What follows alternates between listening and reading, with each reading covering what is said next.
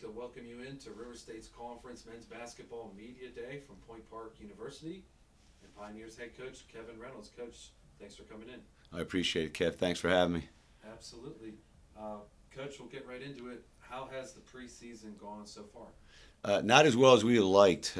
With as many returners we have, we thought we'd be further along with our team, but I call it our training camp, just with the integration of the new guys and the returners.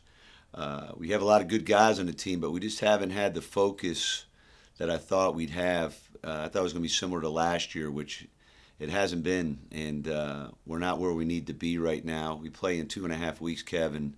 I'd be remiss to tell you that we're just not where we need to be, and it's been disappointing on that because we know the expectations for our team have increased after last year's season, and with the amount of good players that we have here and that we brought in, we just need to really get better here in the next 2.5 weeks.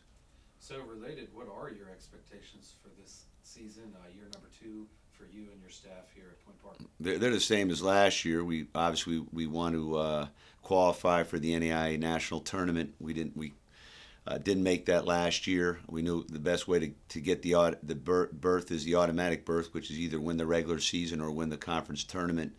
We were close on both of those, but close didn't get us in. So we were very disappointed with that. But 23 wins last year, which was very good. I think we were picked 10th in the preseason poll, so we exceeded expectations last year, but I don't know if we exceeded our coaching staff or our players' expectations because we thought we had an NAI caliber team, tournament team last year, and we didn't make it. So this year, obviously, that's our goal. We want to make the national tournament. We think we have the talent to do it, but we really have to increase our focus, our commitment in practice. We just haven't had the type of practices, Kev, that we had last year with the focus, the intensity, the communication, the listening, all those things that encompass a good team and a good practice. We've had very few of those type practices so far, and obviously I'm the head coach, so that falls on me. I just haven't done a good enough job getting the guys to get to the place where we need to be with the game 2.5 weeks away, and we're working on it. We're disappointed, but we're not giving up, if that makes sense. We know we have the talent there, but we just haven't been able to. I haven't been able to get the guys to understand the importance of having good building, stacking good practices on top of each other to get to the season. So talking about the personnel, the guys, who are some returners who you will rely on to be key players and leaders for you? Well, obviously we have Joe back as Player of the Year of the league and a first-team All-Conference player, and Jalen. So both of them obviously come with a lot of accolades coming into the year.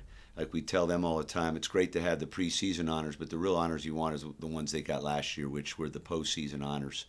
Joe being an honorable mention All-American, obviously Player of the Year of the league, Newcomer of the Year, and a first-team All-League player, and then Jalen being second in the voting essentially last year, and being a first-team All-League player. So we had two guys that return with the accolades. Obviously, we lost Kyrie and Sharon, which are two big losses that were both second and team All-League player and an honorable mention league player. So we needed to replace them. But I think we have some good other returners. Jags obviously lost more weight, which we need him to do. I'm looking down here at the chart. He's around 250 pounds. It's about 40 less than he came into camp last year. So he's looking good at 7'2", 250 pounds. That's where we want him. If he can get even a little lower than that, that'd be great. But he's moving very well. His minutes increased as the year went on. He's more vocal this year, so we're very happy with him. Jordan Stowe's another returner that we have that he's lost a lot of weight as well, from about 235, and now he's 190 pounds. So from when he, I think it's like 18 months. So he's become more dedicated to his fitness and conditioning like Jags, and I think they're going to see results because of that. Nate Van is another guy that we're going to be counting on a little more than we did I think a lot more than last year, actually. Last year he was like 7th, 8th man. We're going to be looking to be in the starting role or coming off the bench, one of those two roles. But his minutes will increase, and we also return Malcolm Murphy and Dinez Hargett. Those are the returners that we have. Malcolm was a good first post off the bench, and Dinez, obviously him doing the interview today, he's a team leader. I think Dinez, it's the nice thing about Dinez is sometimes you have guys on the team whose impact on the team isn't shown in the statistics or in the box score. That's how Dinez was for us last year. A very vocal guy, very respected player behind the scenes, and a good leader. And obviously, I think he has that same trust with the guys this year. From a basketball standpoint, last year he missed the first month of practice. He didn't miss it this year, so I think he's going to be further along and competing for some playing time as well. Where last year he was 5 weeks behind, missing the first 5 weeks of workouts, which really set him back. But I expect him to have a bigger role this year. And then for the new guys, we bring in a variety of new guys. JC, D-Ray, and Aaron did a good job in recruiting this summer. I'm very happy with them. We brought Daniel Felix in, who's a transfer from SAGU. Amistad Hackett was here last year. It was a kind of a snafu. He was here and then wasn't here. And then we thought we had him here, but then there was a snafu with Point Park, and it didn't work out, which obviously worked out for us this year, which we were extremely happy that we got him situated this year, where we thought we had him last year, and it just didn't work out. Lance Sink, we signed the week before school, and we also have a few other guys that are Nazareth Fisher, who we got the first week of school. We had one of our guys from last year get a better situation at another school, which that's the climate we're in. Yeah, we had to recruit guys all the way up to the beginning of the school year.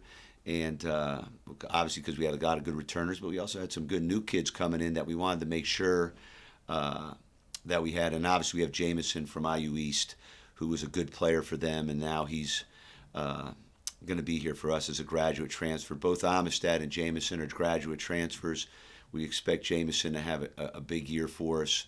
He was a good player at IU East. Obviously we competed against him last year in a very good game, maybe the best game in the league last year, 4 overtime game, which we came on the wrong end of it, but he had a very good game in that game, and he played high school ball with Jalen Stamps in Indianapolis, so we're happy to have him. So we have a good nucleus of guys, a lot of good incoming guys.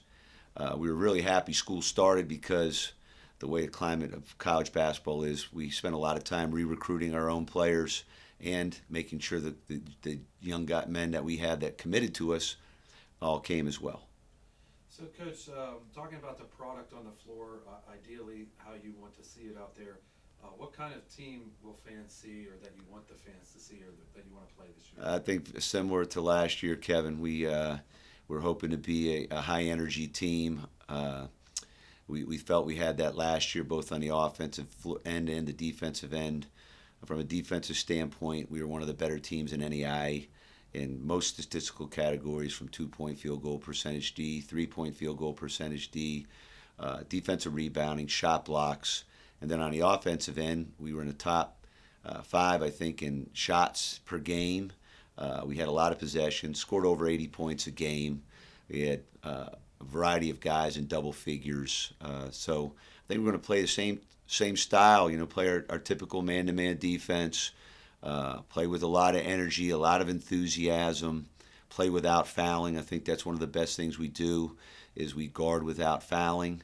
And then we do a good job of changing ends, from defense to offense, and we do a good job from offense to defense. So I think that's kind of I wouldn't say that's a silent part of our game, but I think from our program, the ability to change ends of the floors is a very big part of what we do. We want to play a quick tempo game offensively and defensively. So, and then it has to equate to wins. Like last year, we didn't play that fast at the beginning of the year, but we found out pretty quickly that the style we were trying to play wasn't working great for us. So we made a change really in the middle of the Ohio Christian game, first half, and played a quicker tempo the rest of the year, and it proved to be beneficial for us. So the next question, you kind of filled in a little bit with your last answer, but from where you are as coach, some strengths of this year's team that you see? Yeah, strengths. I think we're tall. We have a very long, athletic team, and I think that's going to really be beneficial for us the way we play offensively and defensively. We're significantly taller than we were last year. We had good rim protection last year with Jags, but adding Nas to our team adds another 6'10". Good sense of the game, real good feel of the game, good basketball IQ guy that's around the basket, can help protect it when Jags isn't in. And then we're just taller at a lot of other positions. We're gonna miss Sharon and Kyrie. Don't get me wrong, but we have a lot of tall, longer players, so I think that's going to help us. From a weakness standpoint, I think right now I'd say, and the guys know it, the biggest thing we have right now is we're not doing a real good job of communication, communicating and listening and focus. I think those are our three weaknesses right now. We haven't had a guy step up. Last year we had Sharon, who was a natural leader, and then we had a guy named Mahali Stefanos, who transferred out to get more playing time, and he was a very good leader, great in practice, awesome in practice, not great, awesome. Both of them were great in practice, and we haven't really found those type of guys to take their roles in practice to really increase the intensity in practice. So that communication, listening, just the importance of practice, I think right now those are the things we're trying to get better at. Okay, let's talk about the RSC. In the River States Conference, what makes it tough night in and night out to be successful? Yeah, it's a very tough league. We knew that last year coming in, and then now we added Shawnee State, who's a national champion here in the last 5 years. They come into our division, so it was a tough trade out, obviously, with Carlo leaving and Shawnee coming in for the league. That's great, but for the coaches in the league, that isn't great because Shawnee is a perennial NEI tournament team, always good resources. They have a very good basketball program, which a lot of the teams in the River States do. It's a basketball league. When you look at the other teams in the league where they put their financial focus, it's on men's and women's basketball. So we knew when we took the job last year, we didn't have what the other teams have. We're making some good steps to get close to them, but we know our biggest advantage is the work ethic. We don't have what the other teams in the league have. So we need to work harder. We need to have a better strategy. We need to put more time in, on and off the court. We tell the guys all the time, if you want to make A's and B's in your classes, you need to do more than just go to class. You need to do a lot of work outside the classroom. You might have to do office hours, go to library, do the extra reading. No different in basketball. If you want to have a good team, you just can't do, the only time you do basketball is when we have practice. You got to do more on your own. You got to do more in the weight room and those type of things. I think we've increased our weightlifting. Coach Wise has done a phenomenal job with that. I think that's a strength for us. But the River States, when you go from top to bottom now, with that addition of Shawnee State, and obviously we have Rio, IU Southeast, Kokomo, they were all national tournament type teams. And then in our division, we know Alice Lloyd's always good. We know West Virginia Tech's always good. We know Ohio Christian's in their last year in the league, so they want to play spoiler as they leave our division. So I think our division could be one of the top divisions in all of NEI. I don't know all the divisions across the country as I'm only in my second year, but I find it hard to believe that with the travel, the quality of players, the quality of coaches, and especially our division, I find it hard to believe there's 2 or 3 divisions harder than ours in the country. Okay, Coach, final thoughts as we get ready for the year. Anything in the final question here for River States Media Day? Oh yeah, we just with the season's 2.5 weeks away, we open up with 5 home games to start the year. October 26th, we're playing a lot of doubleheaders with the women's team this year. Almost every home and road game, we're playing doubleheaders, and that's for a variety of reasons. One, obviously, it helps attendance when we have both teams playing. And 2, we have a great relationship with our women's team, not just the coaches, but the young ladies on the team. We travel together, so it's awesome. We can root for each other, and one of the things we always talk about on the road trips is let's get 2 wins, right? We want to be happy on the way home when we stop to eat, So I think it's great that we're going to play almost the whole first semester in double headers. I think it might be only 2 games that we're not playing men's and women's on the road and at home.